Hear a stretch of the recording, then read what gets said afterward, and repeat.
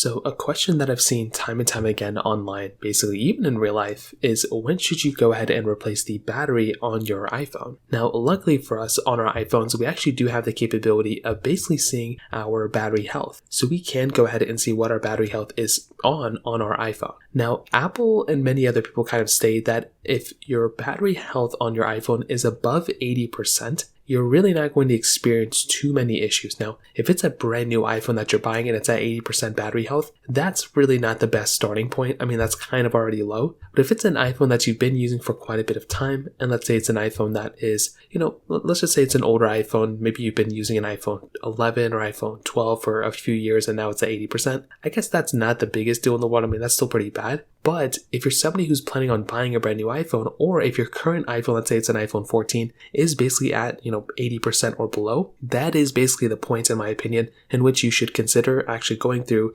and essentially replacing the battery within your iPhone. I would say 80% is the bare, is kind of the maximum. If let's say it's, it is 80% for you right now, I would pretty much consider getting a battery replacement, especially if it's below 80%. When it starts dipping below 80%, what essentially happens is, first of all, your battery is already very, very low in terms of capacity. But the other big thing that ends up happening here is that Apple basically goes through and starts throttling your performance of your phone based on the battery health of your iPhone. And that kick on point, from what I can tell, from what a lot of people know, including Apple, what they said, is basically 80%. Now, there's ways to turn this off, but even then, there's no point because they're probably doing you a favor at that point. So, in my opinion, 80% is the bare maximum. Let's say your iPhone is at 80% right now. That's when I'd probably consider replacing it. However, let's say your iPhone is already at, let's say, 95%. Let's say it's a brand new iPhone you just bought and it's already at 95%, let's say after 6-7 months, maybe even after a year. Even at that point, I don't think you would notice day by day your battery health affecting your day-to-day, battery life. I think when it goes down to about 90%, that's when you might be able to recognize a little bit of it. But even then, if you're not killing your phone every single day, you're really not going to notice any issues on your device.